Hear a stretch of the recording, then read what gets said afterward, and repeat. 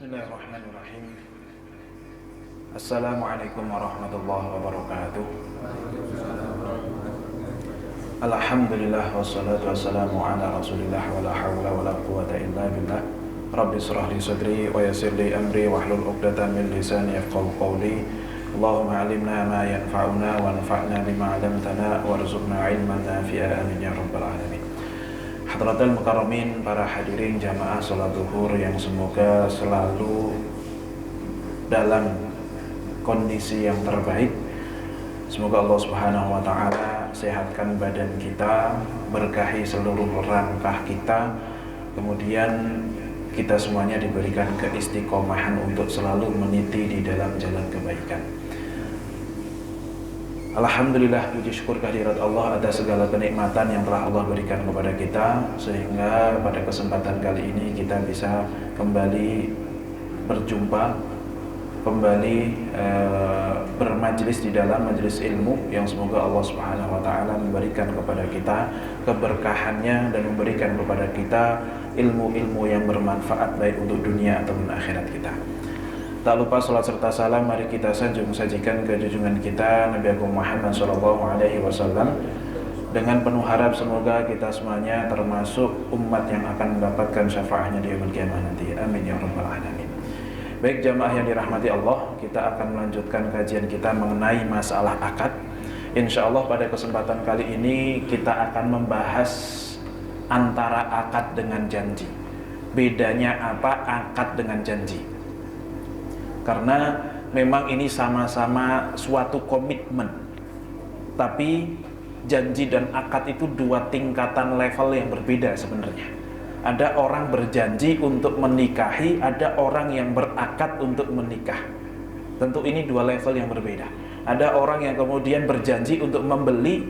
Apa bedanya dengan orang yang membeli, melakukan akad untuk membeli? Ini dua komitmen yang berbeda. Bedanya apa? Terus nanti hukum melaksanakan janji itu apa?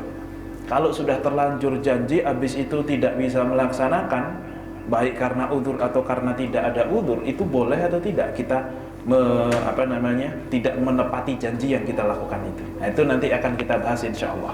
Tapi sebelum itu kita akan bahas klasifikasi akad, ya, sedikit tentang klasifikasi akad, karena nanti akad itu ada macam-macam dan bisa diklasifikasikan berdasarkan beberapa sudut pandang. Yang pertama, dari segi hubungannya antara dengan harta. Itu ada akad maliyah, ada akad ghairu maliyah. Akad maliyah itu akad-akad yang hubungannya terkait dengan permindahan kepemilikan, jual beli, kemudian hibah, kemudian mudharabah dan seterusnya. Itu maliyah. Ada yang ghairu maliyah. Ya, contohnya apa? Misalnya kayak akad nikah, itu bukan maliyah, akad tetapi bukan maliyah. Atau mungkin nanti juga terkait dengan masalah wakaf, itu akad memang memindahkan harta tetapi tidak diperuntukkan untuk dimiliki seseorang. Nah, maka ini tidak termasuk yang akad maliyah, ini akad tabarru'ah. Terus nanti ada akad-akad yang lain yang ulama juga beberapa berbeda pendapat, ini masuk maliyah atau ghairu maliyah. Kemudian yang berikutnya, dari segi mengikat atau tidak mengikatnya. Dalam bahasa Arab namanya lazim atau jaiz. Nah, ada dua akad nih. Satu akad lazim, satu akad jaiz. Akad lazim itu artinya mengikat, akad jaiz itu artinya tidak mengikat. Ada akad yang lazim bagi kedua belah pihak. Karena kita tahu kemarin yang disebut sebagai akad adalah pertemuan antara keinginan yang melakukan akad, ya, yang melakukan ijab dengan yang melakukan qabul. Kok cocok, maka akan terjadi akad. Nah, akad ini ada yang bersifat lazim. Lazim itu artinya mengikat. Contoh, jual beli. Orang sudah melakukan, si A menjual, si B membeli, akad terjadi, harga cocok, deal. Setelah itu, maka ketika khiyar majlis sudah selesai, masing-masing tidak bisa meng-cancel akibat daripada akad tersebut. Uang sudah saya terima, barang sudah saya serahkan, kemudian khiyar majlis sudah selesai, maka uang ini tidak boleh saya kembalikan dengan saya meminta balik barang saya. Konsekuensi dari akad jual beli adalah berpindahnya kepemilikan, maka tidak bisa dibatalkan ketika sudah terjadi. Nah, itu namanya akad lazim. Tapi ada juga akad yang ghairu lazim. Akad ghairu lazim itu apa? Akad yang bisa di-cancel sewaktu-waktu, yang tidak mengikat. Nah, contohnya apa? Contohnya misalnya akad wakalah. Nah, wakalah itu aslinya tanpa imbalan. Misalnya begini, Pak. Saya sedang ingin pergi safar, misalnya pergi umroh gitu misalnya. Terus kebetulan saya sedang punya mobil ingin dijual. Pak, tolong nanti kalau ada orang datang ke sini atau ada orang nanyain tentang mobil saya yang mau beli, tolong dijualkan. Nah, ini saya memberikan wakalah kepada jenengan. Kan saya meminta, jenengan kemudian oke, deal. Ini berarti terjadi akad. Karena saya menginginkan sesuatu, jenengan juga menerimanya, ada ijab, ada qabul, berarti ini terjadi akad. Tetapi ketika sewaktu-waktu kok di tengah-tengah jalan, mohon maaf Ustaz, saya ternyata harus pulang kampung, jadi ini saya nggak jadi. Itu bisa secara sepihak di cancel, meskipun tadinya sudah bilang iya. Ya, tentu ini jika tanpa ada upah, karena memang awalnya, atau kalaupun ada upah, upahnya sifatnya ju'alah. Kalau kamu bisa menjualkan mobil saya, nanti dapat sekian. Itu dia tidak harus melakukan hal itu. Bahkan saya pun sebagai orang yang mengatakan kalau kamu bisa menjual mobil ini dengan harga sekian, maka akan saya kasih sekian. Itu pun selama belum terjual, maka saya bisa meng-cancel ucapan saya itu. Nah, ini berarti akadnya tidak lazim, tidak mengikat. Nah, jadi kalau saya tiba-tiba cancel, wah nggak bisa dong, saya ini udah gini dan seterusnya. Ya nggak bisa, itu terserah saya. Nah, kemudian ada yang mukhtalafun fihi, ya, ini masuk akad lazim atau tidak dan seterusnya ada. Kemudian ada yang mengatakan bahwasanya ini akad lazim di satu pihak tapi jaiz di pihak yang lain. Contoh adalah akad kafalah.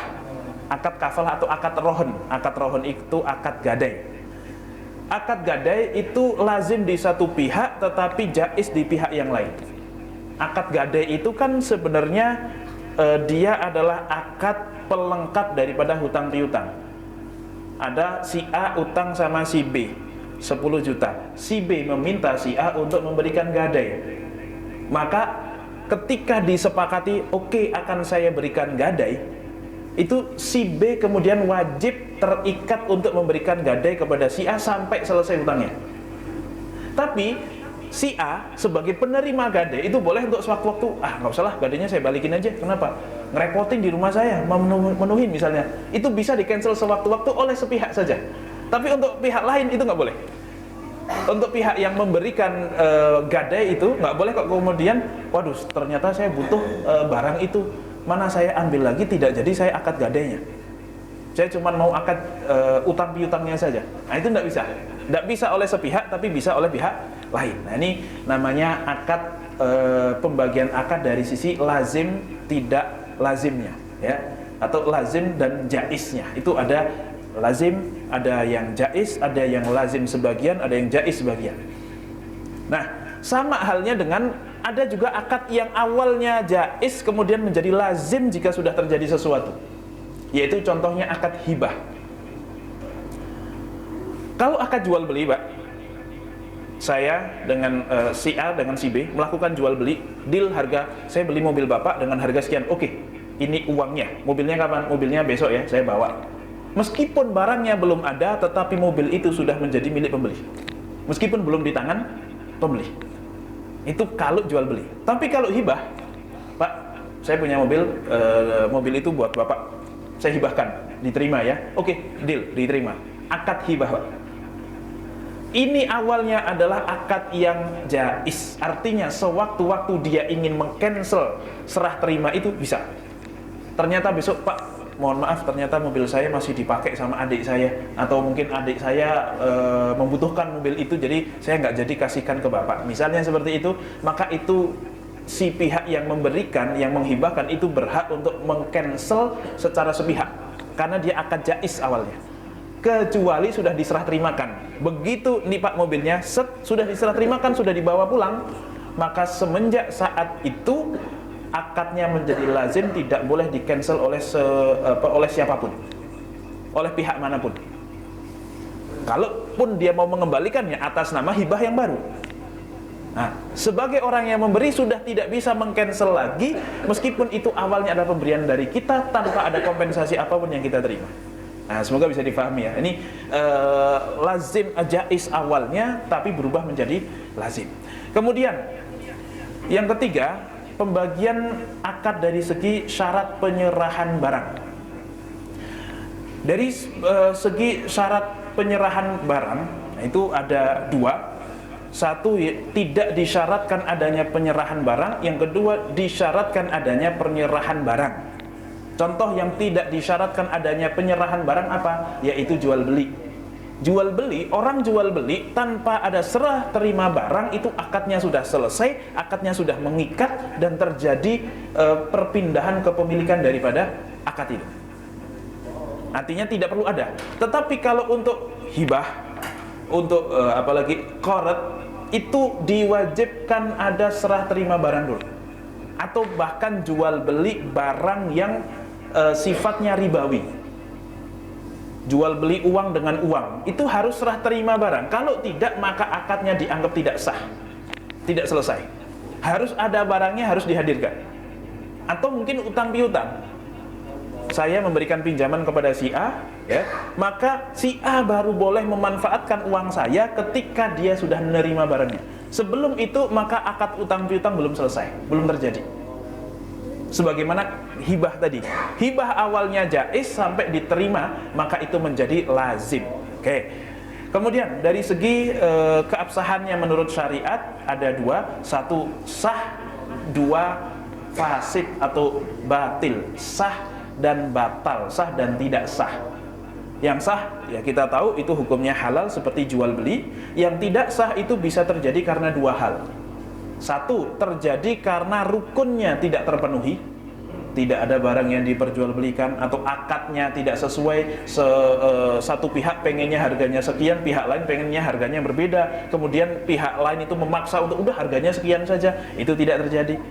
Atau seluruh syarat rukun terpenuhi, tetapi barang yang diperjualbelikan itu bermasalah secara syariat.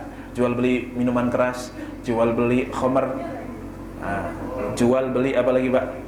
Pokoknya jasa-jasa yang nggak boleh. Nah, pertanyaan, kalau jual beli cryptocurrency itu sah atau tidak dalam syariat Islam, Pak? Sah atau tidak? Nah, kemarin kita katakan harus ada barangnya. Barang itu harus sesuatu yang bernilai. Pertanyaannya, cryptocurrency itu bernilai atau tidak? Bitcoin misalnya bernilai atau tidak? Memiliki nilai harta atau tidak dia? Ada underlying asetnya nggak itu cryptocurrency? Nggak ada. Dia berharga karena disepakati berharga. Itu pun oleh sebagian komunitas. Nah, artinya kenapa banyak yang mengharamkan jual beli itu, karena masih dipertanyakan ini apa sih barang? Ini ada harganya nggak sih? Atau harganya itu hanya karena disepakati itu adalah sebuah harga? Rupiah itu dulu ada underlying asetnya. Sekarang sudah nggak ada, nggak perlu ada. Artinya cukup sekian persen ada, sisanya nggak harus ada. Tetapi disepakati dan ada payung hukumnya, selesai. Jadi barang yang berharga. Kalaulah cryptocurrency kok disepakati sebagaimana rupiah, maka aman. Tapi karena belum ada kejelasan sampai saat ini, hanya sebagian negara yang mengakui, itu pun juga mungkin juga tidak mutlak seperti itu, maka sampai saat ini ulama pasti akan berbeda pendapat terkait ini barang ada harganya nggak sih? Itu ada sesuatu yang bisa dijual atau tidak sih? Dan seterusnya. Oke, nah itu juga bisa jadi jual beli yang tidak sah menurut syariat. Kenapa? Karena ada syarat yang tidak terpenuhi. Kemudian yang berikutnya, dari segi keterikatannya terhadap waktu, ada yang mutlaqah, ada yang muaqqatah. Contoh yang mutlaqah yaitu jual beli, itu mutlaqah itu. Artinya ketika barang kita beli, maka akan menjadi milik kita selamanya sampai kita kemudian jual lagi atau kita berikan kepada orang lain. Tapi ada yang muaqqatah. Yang muaqqatah contohnya apa? Muaqqatah contohnya ijarah. Contohnya musaqah. Apa itu ijarah? Ijarah itu sewa menyewa. Itu harus disebutkan sampai kapannya. seluruh akad yang mengharuskan ada durasi waktu, maka dalam akadnya harus disebutkan waktunya. Kalau tidak, maka tidak sah. Sewa menyewa mobil, ya berapa tahun? Ya, meskipun atau sewa menyewa rumah, harus disebutkan berapa bulan. Ya, meskipun di dalam sebulannya itu kadang ada yang 30, ada yang 28, ada yang 29, ada yang 31. Kan itu beda-beda juga ya. Terus pokoknya sebulan cukup, nggak apa-apa, meskipun ada goror-goror dikit nggak masalah. Ya, misalnya seperti itu. Atau musakoh. Musakoh itu apa? Musakoh itu adalah mengairi. Jadi satu punya lahan, satu garap. Nah, itu namanya musakoh kalau zaman dulu. Yang satu punya lahan, punya kebunnya, punya tanamannya, yang satu tinggal mengairi kemudian memanennya. Itu juga harus disebutkan berapa kali panen atau sampai berapa durasi waktunya dan seterusnya. Oke, kemudian yang berikutnya dari segi penamaan. Dari segi penamaan itu tidak hanya penamaan saja, tetapi dari segi itu akad sudah ada di zaman Nabi atau belum. Nah, ini penting. Ini agak lumayan, memang ini konsep dasar sekali dan akad kontemporer sebenarnya. Akad ada yang musamma, ada yang ghairu musamma. Akad musamma adalah akad yang sudah ada konsepnya sejak zaman Nabi. Akad ghairu musamma adalah akad yang belum ada konsepnya sejak zaman Nabi. Oke, dan disebutkan para ulama, akad musamma itu nanti ada, ya sebagian ulama berbeda-beda. Misalnya Wahbah Zuhaili mengatakan bahwasanya akad musamma itu ada 13. Kemudian Mustafa Az-Zarqa itu mengatakan akad musamma itu ada 25 jenis. Ada ijarah, bai'ul wafa, al-bai', al-kafalah, al-hiwalah, al-wakalah, as-sulhu, at-tahkim dan seterusnya sampai ada 25 akad, jenis akad. Ada 25 jenis akad. Artinya kalau ada akad baru yang tidak masuk ke 25 akad itu, maka nanti masuknya kepada akad ghairu musamma, akad yang baru yang belum pernah ada sejak zaman dulu. Nah, akad yang baru ini nanti hukumnya seperti apa? Nah, nanti masuknya kepada hukum segala sesuatu yang dalam fikih muamalah itu hukumnya adalah halal sampai ada yang mengharamkan. Dan ini menjadi salah satu dasar kenapa sebagian ulama itu menghalalkan bank konvensional. Kenapa? Karena menganggap akad yang ada di dalam bank konvensional itu adalah akad-akad ghairu musamma, akad yang tidak pernah ada di zaman dulu. Misalnya seseorang kredit, ya, seseorang kemudian punya saldo di bank. Itu akadnya wadiah, nitip atau utang piutang. Disebut nitip kok dia banknya pakai, disebut ngutang kok kapan kita ambil juga bisa. Padahal kalau namanya ngutang itu kan harusnya sampai waktu. Tapi nyatanya ketika kita setor uang recehan, misalnya ini trik zaman dulu Pak saya dulu pernah diamanahi untuk nuker duit recehan kas masjid ke bank untuk ditukar dengan 100 ribuan untuk nanti operasional. Cuman masalahnya pas menjelang lebaran Pak. Tahu sendiri bank kayak apa kan? Akhirnya saya nggak tuker itu Pak duit. Saya masukin ke rekening saya, setor, habis itu nanti saya keluar di ATM saya ambil. Kan nggak usah nuker. Kalau nuker masalahnya banyak yang nggak mau pada saat itu karena sedang ramai sekali. Saya masukkan, kemudian saya ambil. Kalau dibilang saya ngutangin bank, kok setelah saya keluar dari bank bisa langsung saya ambil? Terus di mana letak ngutanginnya?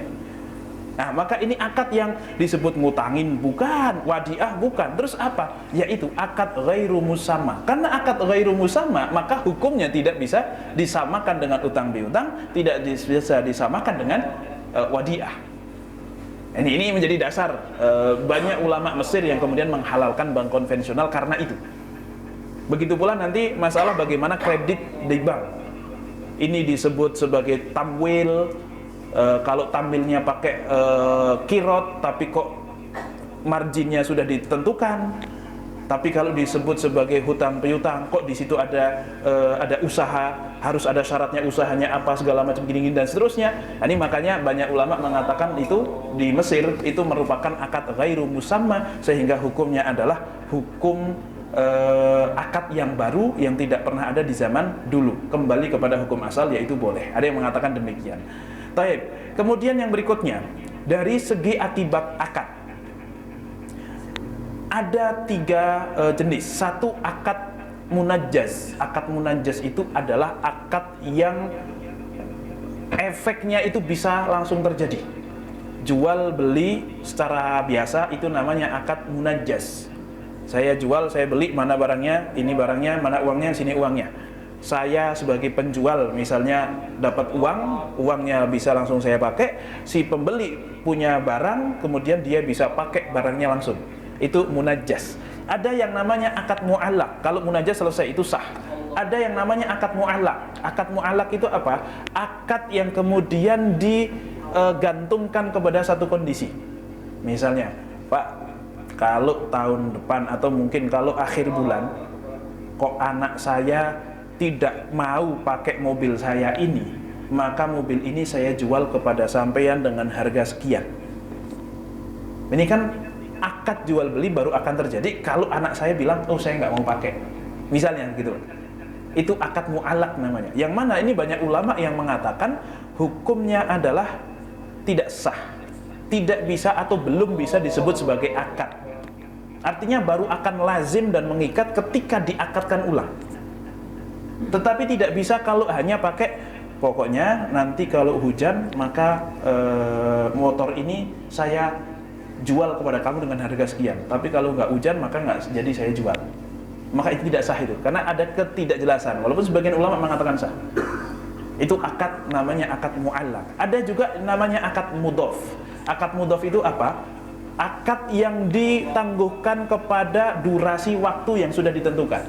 Kalau tadi itu kan kepada kondisi, misalnya saya jual kepada kamu jika hujan. Nah, ini masalahnya nggak tahu hujan apa enggak.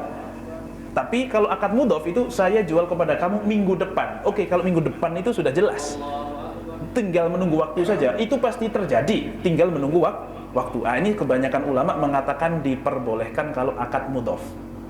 Oke, ini adalah beberapa contoh daripada akad. Nggak apa-apa, pokoknya yang penting minimal pernah dengar saja. Paham nggak paham urusan nanti dulu.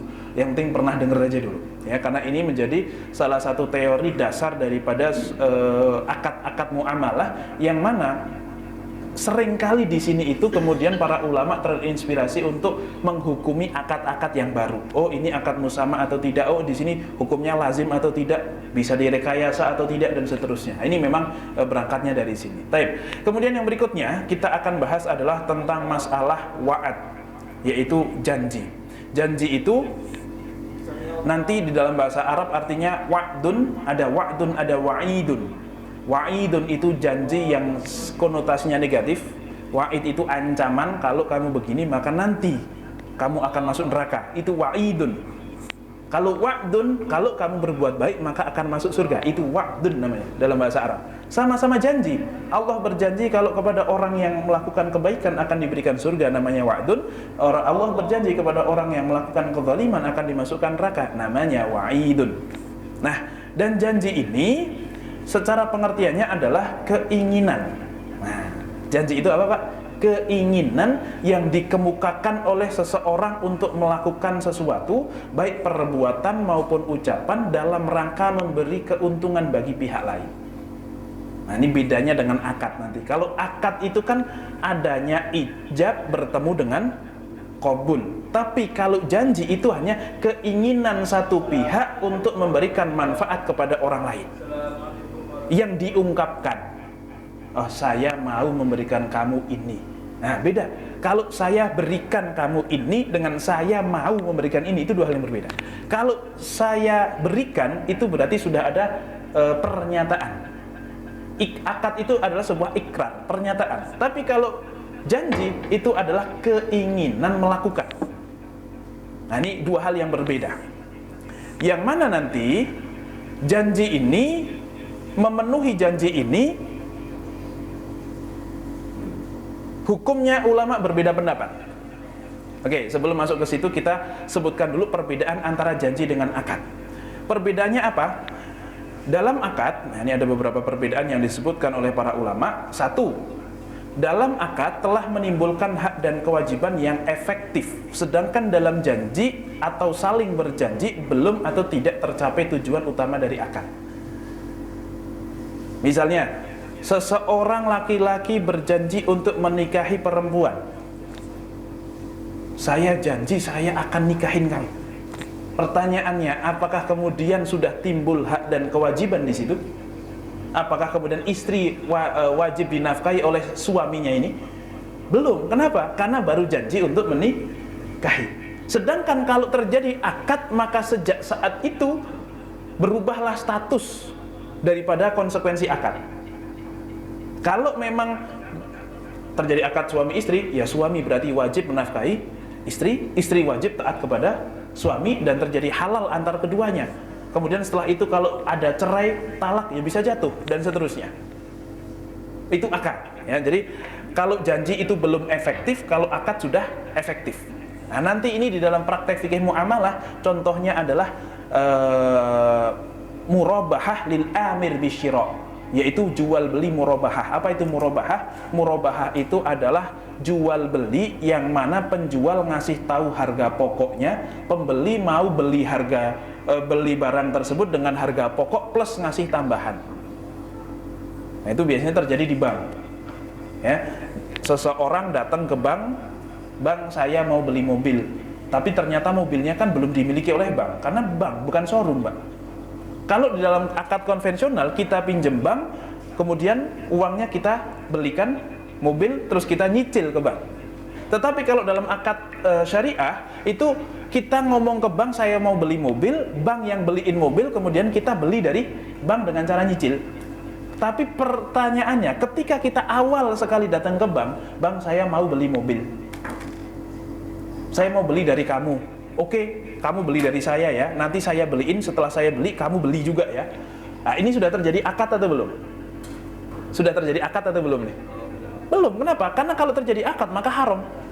Kenapa kok haram? Bank belum punya mobilnya, sedangkan uangnya juga tidak tunai. Tidak boleh kok dua-duanya tidak tunai, itu tidak boleh. Itu jual beli kali bil kali. Ya, saya mau beli mobil kamu, ya, mobilnya mana? Ah, nanti saya sediakan kalau sudah deal. Oke, dengan harga sekian. Mana uangnya? Ah, nanti kalau sudah deal. Tidak bisa, Pak. Jual beli harus minimal ada uangnya dulu atau ada barangnya dulu. Kalau ada barangnya dulu namanya jual beli taksid, kredit. Tapi kalau ada uangnya dulu namanya jual beli salam atau inden. Nah, ini minimal ada salah satunya. Kalau dua-duanya nggak ada, maka nggak boleh. Di dalam jual beli akad seseorang ke bank, kalau dikatakan jual beli, barangnya belum ada, duitnya juga belum ada, maka nggak sah. Maka akad baru bisa terjadi kalau bank sudah punya mobil. Nah, masalahnya bank mau nggak beli mobil tanpa ada kepastian dari nasabah. Ya kan dituntut, kamu janji ya kalau saya sudah beli mobil kamu akan mengakadkan mobil ini. Iya, saya janji. Nah, tinggal nanti pertanyaannya, Pak, janji itu mengikat atau tidak mengikat? Kalau janji kok tidak mengikat, berarti boleh dong cancel suatu saat. Tapi kalau mengikat, bedanya apa dengan akad? Dan seterusnya. Oke, tapi itu nanti. Kemudian yang kedua, efektivitas akad bersifat serta-merta dari segi alamiahnya. Artinya kalau terjadi akad, maka otomatis terjadi perpindahan atau konsekuensi dari akad. Tetapi kalau baru janji akad, itu nanti harus akad ulang. Karena juga belum akad, baru janji akad. Kemudian yang ketiga, dalam akad berlaku kaidah al-kharaj bid-dhaman. Ya. Dalam akad, kalau terjadi jual beli, maka barangnya berpindah, dan barang ini, misalnya saya beli mobil jenengan dengan harga 80 juta. Ini duitnya 80 juta, mobilnya mana? Mobilnya masih di bengkel. Kalau seminggu lagi baru beres. Oke, saya serahkan kalau udah beres. Siap. Ternyata mobil itu digoreng, Pak, sama orang. Wah, ini mobil langka apa segala macam. Akhirnya harganya naik menjadi 800 juta misalnya. Meskipun belum saya terima itu mobil, tapi yang berhak untuk menjual mobil itu siapa? Saya sebagai pembeli. Dia cuma berhak mendapatkan 80 juta saja. Karena sudah dikeluarkan kepemilikannya kepada saya dengan kompensasi 80 juta. Meskipun barangnya masih di sana. Itu jual beli, itu akad. Tapi kalau baru janji, misalnya saya mau beli mobil kamu kalau sudah keluar dari bengkel. Oke, deal, harganya berapa? 80 juta. Oke, deal. Ya, nah, ini baru janji nih, Pak, karena baru saya mau. Oke, ternyata sebelum keluar, di tengah-tengah itu proses, di tengah-tengah ternyata harganya digoreng dan naik 800 juta. Boleh nggak dia kemudian sepihak mengcancel perjanjian ini. Nah, nanti masalah boleh apa enggak, tapi intinya ini belum akad. Ini belum akad. Itu dua hal yang berbeda. Artinya barangnya itu belum menjadi milik saya. Kalau tadi terjadi akad sudah tidak boleh, clear. Tapi kalau baru janji, maka ulama masih ada yang mengatakan boleh, meskipun ada yang mengatakan tidak boleh. Oke. Nah, apa hukum memenuhi janji itu? Ulama berbeda pendapat menjadi 3 hal. Tetapi sebelum itu, ulama sepakat, jika janjinya adalah untuk melakukan sesuatu yang hukumnya haram, maka haram untuk dipenuhi. Misalnya, saya berjanji, ini seseorang gitu ya, saya berjanji akan membelikan kamu minuman keras pas saya pulang dari misalnya Singapura gitu. Di sana ada minuman keras, namanya ini, mereknya ini bagus, saya akan belikan itu. Janji ini wajib ditepati atau haram ditepati, Pak? Haram ditepati. Atau sebaliknya, yaitu janji untuk melakukan kebaikan. Saya berjanji untuk melakukan kewajiban. Saya berjanji setelah ini saya akan sholat 5 waktu. Pertanyaannya, janjinya dia tuh harus ditepati atau tidak? Tanpa janji pun harus dikerjakan gitu. Makanya hal-hal yang wajib itu, Pak, kadang ikhlas nggak ikhlas itu nggak penting, Pak. Jangan sholat 5 waktu itu ikhlas apa enggak, Pak? Kadang nggak penting ikhlas apa enggak, karena kewajiban ya kerjain aja udah. Emang kalau nggak ikhlas terus nggak mau dikerjain, itu tetap dosa. Kan gitu, Pak. Sholat 5 waktu nggak ikhlas, terus nggak mau dikerjain, ya dosa. Udah nggak ikhlas pun kerjain aja udah. Karena 5 waktu. Mungkin kalau amalan lain bisa tuh dikerjain atau tidaknya. Waduh, saya belum ikhlas kalau itu, ntar deh gitu misalnya. Oke, masih bisa. Tetapi kalau untuk kewajiban nggak perlu nunggu ikhlas, kerjain saja. Saya nggak ikhlas nafkahin istri saya. Kenapa? Ya nggak apa-apa. Saya merasa nggak senang aja. Misalnya begitu. Ya pokoknya kerjain, nggak ikhlas pun nggak apa-apa dan wajib. Nah ini, jadi kalau sesuatu kok berjanji melakukan kewajiban tanpa harus janji pun sudah wajib, apalagi sudah berjanji. Oke. Tetapi yang ulama berbeda pendapat adalah ketika seseorang ingin berjanji melakukan kebaikan atau sesuatu yang sifatnya mubah. Misalnya saya berjanji menghibahkan HP saya kepada si fulan. Itu wajib nggak saya kemudian mewafakkannya? Saya memberikannya?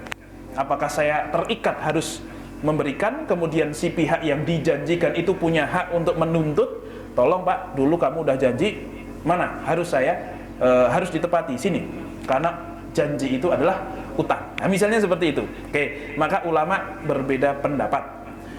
Begini, bisa dibagi menjadi dua konsekuensi hukum. Satu secara agama, dua secara hukum dianatan wat'an, ya, dianatan wa wat'an.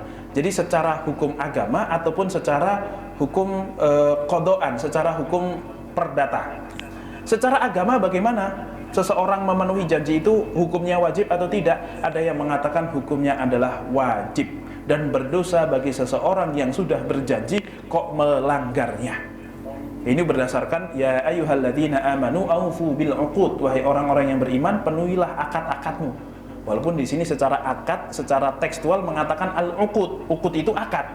Sedangkan akad dengan janji itu dua hal yang berbeda. Kalau sudah berakad, oke, wajib dilaksanakan. Tapi kalau baru berjanji, apakah sudah wajib dilaksanakan? Nah, sebagian ulama mengatakan al-uqud di sini termasuk di dalamnya adalah janji. Walaupun ini menjadi bantahan, oh enggak, al-aufu bil uqud, bukan aufu bil wu'ud, wa'ad, penuhilah janji-janji kalian. Nah, atau juga nanti ada ayat yang mengatakan ayatul munafikin. Ayat itu apa ya? Ciri-ciri orang munafik itu 3. Kalau berbicara bohong, kalau janji mengingkari, kalau dipercaya berkhianat. Dan menjadi orang munafik adalah sesuatu yang diharamkan dalam Islam. Nah, orang kalau berbohong ketika berjanji kok mengingkari, berarti dia termasuk golongan munafik. Berarti mengingkari janji hukumnya haram. Berarti mewafakkan atau menepati janji itu hukumnya jadi wajib kalau tidak berdosa. Ini kata sebagian kecil daripada madhab, yaitu madhab Maliki. Tetapi nanti jumhur ulama, madhab Syafi'iyah, Hanabilah dan juga Hanafiyah dan sebagian Malikiyah itu mengatakan menepati janji itu hukumnya sunnah, tidak sampai wajib. Kalaupun seseorang tidak menepati janjinya, ya itu menjadi cacat buat dia secara sosial saja, tetapi dia tidak berhak mendapatkan dosa atasnya. Kenapa? Karena dia hanya berjanji tidak atas kompensasi apapun. Saya mau memberikan HP ini kepada bapak, saya janji memberikan HP ini kepada bapak. Nah, kalau ternyata nggak jadi, ya ini kan dia tidak makan hak orang lain sama sekali, tapi ya tetap ada cacatnya secara sosial. Makanya para ulama memberikan beberapa komentar, misalnya begini: la yalzamul wafa'u bil wa'di. Ini kata siapa ini? Ini kata Ibnu Muflih Al-Hanbali. Tidak wajib seseorang untuk menepati janji, nasu alaihi wa qala aktsarul ulama, dan ini adalah pendapat kebanyakan ulama, li'annahu fi ma'nal hibah qabla al-qabdi. Karena itu sama dengan halnya hibah sebelum qabd. Kok janji, Pak? Wong hibah saja. Pak, saya berikan mobil saya buat Bapak. Deal. Itu hibah, itu akad, itu bukan janji. Tapi sebelum atau barangnya tidak saya berikan. Kapan barangnya diberikan? Nanti 10 hari lagi misalnya. Di dalam durasi 10 hari itu, sebelum serah terima saja saya boleh meng-cancel secara sepihak. Apalagi kok cuma janji. Akad saja bisa di-cancel kalau tidak lazim. Nah, ini makanya harus paham nih tadi, akad lazim dan akad jaiz. Lah kalau akad saja ada yang jaiz, apalagi janji. Kok bisa-bisanya janji mengikat? Itu yang pertama. Kemudian Ibnu Hazm mengatakan, wa man wa'ada akhar bi an yu'tiyahu malan muayyanan aw ghairu muayyanin aw bi an yu'inahu fi amalin ma halafa lahu aw ala dzalika am lam yahlif lam yalzamhu al wafa'u bihi wa yukrahu lahu dzalika wa kana al afdal law wafa bihi. Barang siapa yang menjanjikan kepada orang lain suatu harta atau ingin membantunya dalam suatu pekerjaan, maka tidak wajib bagi dirinya untuk memenuhinya, tetapi dimakruhkan bagi dirinya untuk tidak memenuhinya, dan lebih afdal untuk memenuhinya. Oke, kalau lebih afdal memenuhi, ulama sepakat. Kemudian yang berikutnya, kata Ibnu Abdil Bar, madhab Maliki, ini sebagian madhab Maliki, annal iddata wajibul al-wafa biha wujuba sunnatin. Nah, ini lucu lagi nih, Pak. Bahwasanya memenuhi janji itu hukumnya adalah wajib sunnah. Wajib sunnah itu apa? Wajib yang bersifat sunnah. Ya nggak wajib berarti, Pak. Wadzalika min akhlaqi ahlil iman, dan ini termasuk ciri-ciri orang yang beriman. Nah, sedangkan ayat-ayat tadi itu disebutkan ini hanyalah untuk akad. Terus ayatul munafikin, ciri-ciri orang munafik itu kalau ngomong suka bohong, kalau berjanji suka mengingkari. Itu hanya ciri saja. Tidak semua orang yang punya ciri-ciri itu asli orang munafik. Tapi kalau orang munafik itu hampir dipastikan seperti itu. Misalnya, Pak, mohon maaf, misalnya nih kita pakai ciri-ciri fisik saja. Orang yang mancung itu biasanya bukan orang Indonesia, ya, entah Arab, entah bule. Tapi apakah kemudian orang Indonesia nggak ada yang mancung? Terus kalau ada orang Indonesia mancung, bukan orang Indonesia? Kan nggak bisa begitu. Ya ciri-ciri saja. Tidak selalu orang Indonesia itu, atau kebanyakan orang Indonesia, mancung itu bukan ciri-ciri orang Indonesia. Pesek adalah ciri-ciri orang Indonesia. Apakah kalau mau jadi orang Indonesia harus pesek? Ya tidak. Kalau kebetulan lahir nih, bapaknya agak pesek, ibunya agak mending misalnya, kemudian lahir-lahir kok mancung banget, apakah kemudian, oh kamu bukan anak orang Indonesia? Ya enggak, tetap orang Indonesia, kebetulan mancung, tapi biasanya ciri-cirinya tidak mancung. Ini sama tuh. Biasanya orang yang suka bohong tuh munafik. Tapi apakah kemudian yang bohong langsung jadi munafik? Tidak. Yang tidak mengingkari tidak melakukan janji itu apakah munafik? Tidak. Nah, makanya para ulama mengatakan bahwasanya mengingkari janji itu hukumnya adalah makruh karohiyatat tanzih yang syadidah. Makruh banget, kalau bisa ya jangan dilakukan lah. Apalagi kok dia seorang ustadz gitu misalnya, mentang-mentang ustadz terus pinjam duit sana, pinjam duit sini, janji akan mengembalikan sebulan, ternyata molor. Terus janji apa lagi? Molor lagi. Dan seterusnya. Ini jangan sampai. Nah, oke, tentu kalau bayar ngutang kok nggak bayar itu sudah satu hal yang haram. Tapi janji sebulan ternyata 2 bulan itu juga sudah masalah sebenarnya. Oke, yang berikutnya, bagaimana hukum janji, menepati janji secara hukum formal atau secara qada'an? Nah, kebanyakan ulama mengatakan janji itu tidak mengikat, sehingga orang yang menerima janji tidak punya hak untuk menuntut orang yang berjanji. Misalnya, Pak, saya berjanji akan menghibahkan kepada Bapak mobil. Tadi saya katakan secara agama saya pun tidak wajib. Tapi apakah Bapak yang sudah diberikan harapan, oke, saya menunggu janji itu, kemudian punya hak untuk menuntut saya secara kodoan, secara hakim kalau misalnya nih ada perseteruan dua orang melaporkan si A melaporkan si B, kenapa? Si B dulu janji kepada saya untuk memberikan tanah, tapi ternyata sampai sekarang nggak dikasih, dan dia mengatakan enggak, saya cancel janji itu, tapi saya nggak terima, pokoknya ingin saya gugat. Itu kira-kira hakim boleh nggak mengabulkan gugatannya si A? Tidak boleh, Pak. Kenapa? Karena memang tidak ada hal yang perlu yang menjadikan dia harus dimenangkan atas dasar apa? Cuman mendapatkan janji. Janji itu komitmen kepada diri sendiri. Akad komitmen kepada orang lain. Itu dua hal yang berbeda. Oke. Kemudian ada yang mengatakan bahwasanya, ini pertama ya, bahwasanya janji itu tidak mengikat secara hukum. Tapi ada juga yang mengatakan bahwasanya janji itu mengikat secara hukum. Ini sebagian ulama madhab Maliki tadi, Ibnu Syubrumah juga misalnya Yusuf Al-Qardawi itu mengatakan bahwasanya janji itu mengikat secara hukum, artinya seorang hakim boleh untuk menghukum orang yang sudah berjanji tapi mengingkari, dan wajib untuk memberikan apa yang dia janjikan.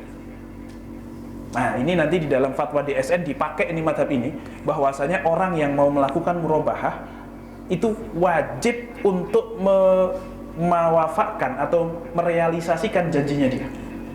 Saya berjanji akan membeli mobil dari bank jika bank sudah membelinya, maka saya setelah itu akan membeli. Tentu ini tidak pakai akad, karena kalau pakai akad akan bermasalah. Atau nanti dalam akad ijarah muntahiyah bitamlik. Apa itu? Nah, ini memang agak repot lagi, Pak. Ijarah muntahiyah bitamlik itu begini. Saya beli rumah, kalau beli rumah pakai kredit KPR kan selesai, kayak gitu akadnya. Ada salah satu akad syariah yang namanya ijarah muntahiyah bitamlik. Ijarah awalnya sewa, saya nyewa ke bank selama 15 tahun rumah tersebut. Jadi selama 15 tahun itu kepemilikan adalah milik si bank. Tetapi nanti kalau Anda berhasil menyewa kepada saya 15 tahun, saya akan janjikan bahwasanya rumah ini saya hibahkan kepada kamu. Tapi setelah kamu nyewa 15 tahun dulu, sebelum itu maka tidak saya berikan. Itu salah satu alternatif akad syariah itu gitu, Pak. Sewa 15 tahun, kemudian di akhir 15 tahun itu saya berjanji memberikan rumah ini kepadamu. Nah, ini pakai janji, Pak. Karena kalau pakai akad hibah, kamu sewa 15 tahun, nanti saya hibahkan, langsung disepakati dalam satu akad, maka berarti dua akad dalam satu transaksi, itu tidak boleh. Nah, makanya harus direkayasa, yang satu pakai janji. Masalahnya janjinya mengikat atau tidak? Nah, kalau tidak mengikat, berarti mungkin dong bank tiba-tiba nggak jadi deh, padahal udah nyewa 15 tahun dia, Pak. Ini kan merugikan salah satu pihak di satu sisi. Tetapi kalau kita pakai akad, ya akad konsekuensinya memang begitu. Nah, ini makanya untuk merekayasa akad itu sebenarnya juga sangat susah, Pak. Butuh paham janji itu mengikat atau tidak, ada yang mengatakan mengikat, ada yang bilang tidak, dan seterusnya. Sama halnya dengan tadi, seseorang mau murabahah, bank tidak bisa menjual barang kalau barangnya belum ada. Akhirnya bank harus mengadakan dulu. Tapi bank ketika mau membeli mobil atau mau membeli rumah, itu kan harus memastikan bahwa mobil yang saya beli, kalau sudah terbeli, dipastikan si nasabah itu jadi beli. Jangan sampai sudah dibeli sama bank kok kemudian nasabahnya nggak jadi beli, ini kan rugi. Nah, ini mau diikat apa nggak diikat nih, Pak? Kalau dipakai jual beli sebelum itu terjadi, maka tidak sah jual belinya. Tapi kalau dikatakan janji tidak mengikat. Nah, maka dalam fatwa DSN MUI, dalam akad murabahah janji itu mengikat, tapi dalam akad IMBT janji itu nggak mengikat. Ini makanya kalau mau disebut inkonsistensi juga bisa. Tapi kalau disebut ini kondisional, ini fleksibel, ya juga bisa, terserah kita menamai DSN itu seperti apa. Tapi itu salah satu hal yang agak bermasalah sebenarnya. Ya, ketika itu bisa merugikan bank, maka janji itu mengikat. Pokoknya kalau bank sudah beli, nasabah wajib beli, kalau tidak bisa dituntut. Artinya janji itu mengikat. Tetapi untuk IMBT tadi, apakah bank berjanji akan memberikan rumah di akhir 15 tahun setelah disewa 15 tahun, itu janjinya tidak mengikat. Jadi kalau untuk kepentingan bank tidak mau terikat, tetapi kalau untuk kepentingan nasabah terikat. Ini difatwakan oleh DSN seperti itu. Makanya ini di sini juga bukan berarti tanpa kritik ya, ini bisa dikritik ini sebenarnya. Cuman memang kalau institusi besar itu lebih cenderung akan memenuhi janjinya. Tapi kalau individu itu lebih susah untuk kemudian dikontrol, Pak. Ya, kalau mengontrol orang itu harus pakai aturan, orang banyak harus pakai aturan. Tetapi kalau 1, 2, 3, 4 ya itu secara moral saja bisa. Nah, ini makanya Pak, ketika ada gubernur berjanji, itu wajib nggak memenuhi janjinya ketika dipilih? Kan nggak wajib, Pak. Jadi ya yang salah itu kita yang terlalu nuntut. Bukan salah kita yang terlalu nuntut, kita yang terlalu percaya. Ya kan? Gara-gara cuma dijanjikan terus kita percaya, kita milih. Bisa nggak kita nuntut? Secara hukum tidak bisa memang. Tapi ya secara moral kita tahu bahwa orang itu bermasalah. Makanya kalau orangnya kok 1 atau 2 itu lebih mudah untuk dikontrol. Dia ditagih janji oleh 1000 orang, dia panik, pasti akan lakukan. Tetapi kalau cuma 1 orang, ya, perorangan yang itu orangnya banyak, masing-masing punya janji misalnya kepada satu pihak, kok tidak dikontrol oleh hukum, itu mereka akan bisa semena-mena, ada yang melakukan, ada yang tidak. Wah, repot banget ngaturnya. Nah, ini makanya kenapa salah satunya mungkin itu kok dibedakan jika janji itu berasal dari nasabah atau berasal dari bank. Kenapa kok dibedakan? Tapi inilah yang kemudian menjadi salah satu landasan di dalam beberapa fatwa-fatwa kontemporer terkait perbankan syariah. Kemudian ada yang mengatakan janji itu mengikat secara hukum jika dikaitkan dengan suatu perbuatan. Ada yang mengatakan kalau janji kok mutlak, saya janji akan memberikan kamu mobil, maka tidak mengikat. Tetapi akan menjadi mengikat jika saya janji akan memberikan kamu mobil jika kamu melakukan ini, dan dia ternyata melakukan, maka menjadi mengikat. Tapi kalau tidak ada syarat, maka tidak mengikat. Oke, itu ada 3 pendapat di kalangan para ulama, yang mana kebanyakan ulama mengatakan memang tidak mengikat. Karena janji itu adalah komitmen kita kepada diri kita sendiri untuk melakukan suatu perbuatan baik. Itu janji. Nah, bagaimana jika seseorang melakukan muwa'adah, saling berjanji?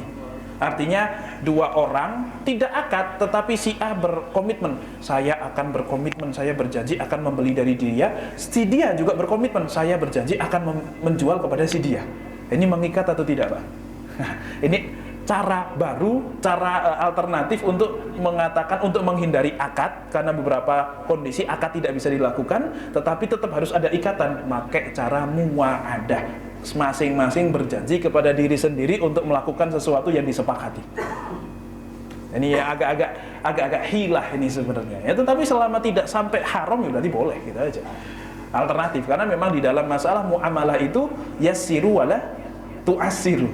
Nah, ini Pak, kalau dengan paham nih bagaimana kemudian hilah atau jalan-jalan tikus untuk meraih sesuatu selama masih bisa dilakukan dengan cara yang halal, ya maka masih halal, meskipun nampaknya ngerepotin, agak maksa gitu. Tapi ini fikih itu seperti itu. Maka fikih kalau tidak dikawal dengan akhlak yang baik, dengan niatan yang baik, maka akan jadi masalah. Orang pinter fakih, ilmu fikihnya luar biasa hebat, ilmu hukumnya hebat, tetapi tidak dibarengi dengan moral yang baik, biasanya dia akan merekayasa hukum. Tetapi sebaliknya, orang sebaik apapun tapi tidak faham hukum, biasanya akan jadi rusak, karena dia melanggar hukum dengan niat yang baik itu. Itu juga jadi salah.